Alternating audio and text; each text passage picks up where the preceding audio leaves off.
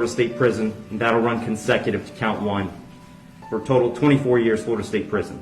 في الفيديو السابق اللي تكلمنا على هذا الشاب الوسيم غضبوا مني بعض البنات المتعاطفين معاه وبطريقة غريبة هاجموني وقالوا لي أنت تكلمت عليه وقلت أنه يستحق السجن لأنك غيران منه. أول شيء نقول لك أنا كشاب لا أغار منه ولا من جماله لأني رجل. تاني شيء ممكن أغار من رجل بسبب لأنه ناجح، نحب أني نكون ناجح مثله ونعمل باش نصير مثله، هذا أمر عادي وطبيعي.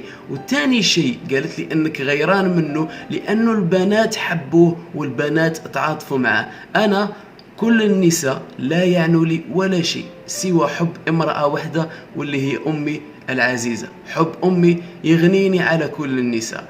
المهم دير لايك وخلنا نكمل الفيديو ونتكلموا على تفاصيل هذه الأمور. هذا الشاب هاري كما تعرفوا القصة تاعو انه بسبب تهوره بسبب السرعة المفرطة في الطريق تسبب بحادثة مأساوية وكان فيها مقتل امرأة وبنتها اللي راحوا ضحية هذا الشاب. والغريب في الأمر أنه الكثير من الفتيات وبالأخص الفتيات والمعشوقات لهذا الشاب تعاطفوا معه وحبوه بسبب عينيه الزرقاوتين لأنه كيوت. يا سلام على كيوت. المهم هذا الأمر الناس اللي يقولوا لي أنه فعل هذا الأمر ليس بعمد وهو ليس متعمد. القانون لا يحكم بالنوايا.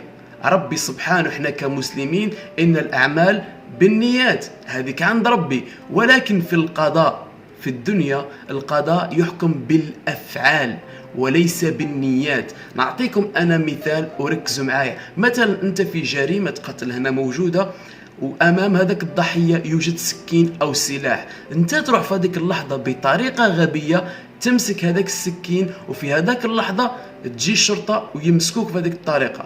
من المذنب؟ انت تصير المذنب وانت تصير القاتل، ولكن انت لست قاتل. ممكن كان عندك النية انك باش تساعده او باش تكلم الشرطة او باش تكلم الاسعاف. هنا يسمى ان القانون لا يحمي الاغبياء. وهذا هو الامر اللي حدث لهذا الشاب. ممكن هو ما كانش عنده النية انه باش يقتل امرأة وبنتها، ولكن بسبب التهور تاعو والسرعة المفرطة في طريق عمومي تسبت بكارثة عظيمة. ما هو ذنب الامرأة والبنت الصغيرة؟ وما هو ذنب الأكبر وكيف هو حال الرجل وزوجهم الآن؟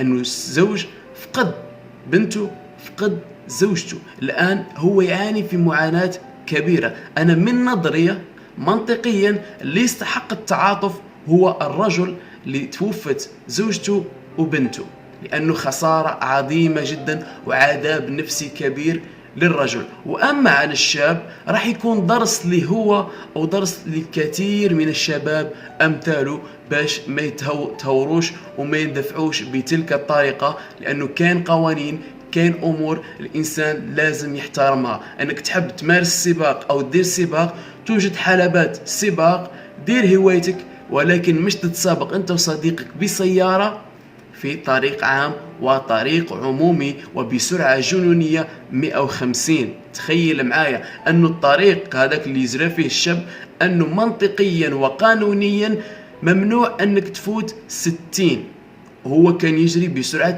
150 ويتعاطفوا معاه البنات بطريقة غريبة جدا. حتى شفت في التيك توك بنت عربية من أحد الدول العربية ما نذكرش اسمها باش ما نديروش مشاكل، تبكي مش مصورة وجهها ولكن مصورة هكا نفسها برك وتتكلم وجهها مش باين، أنها تقول يا ريت أنه أخذوا أخي وما خدوش هذا الشاب الجميل ومسكين وضيعوه في عمره وضيعوه في شبابه وفقد مستقبله.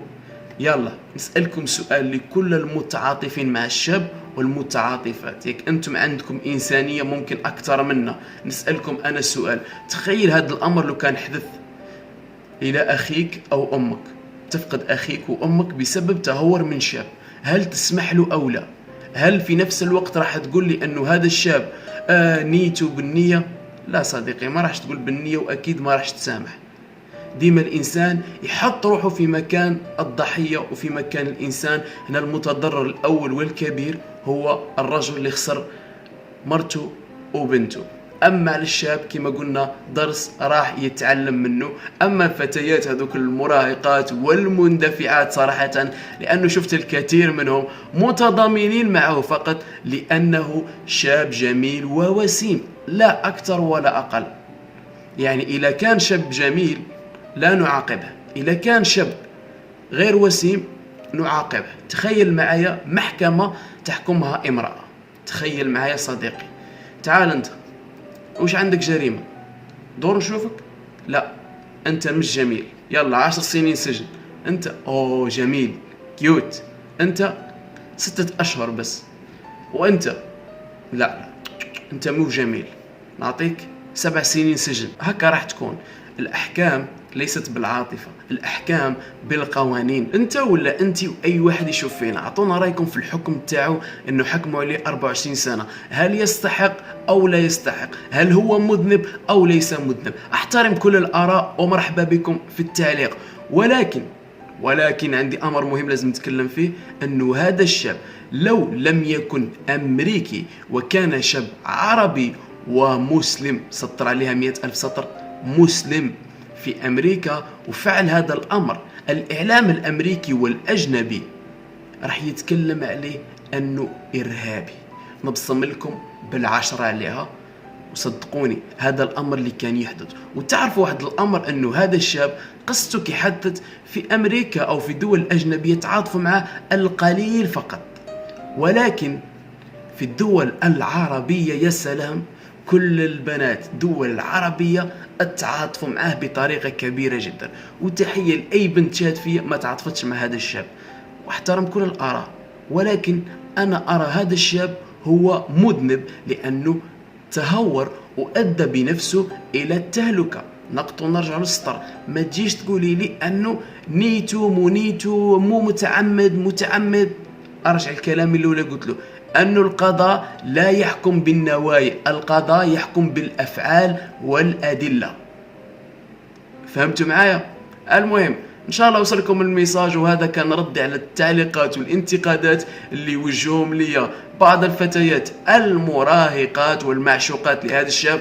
كل احترام للجميع، تحية لكم كبيرة. معكم خليفة علال من الجزائر، السلام عليكم. وما تنسوش انكم تروحوا الانستغرام تاعي خليفة علال، وكل حساباتي اسمها خليفة علال. مرحبا بكم، نحبكم بزاف، السلام عليكم.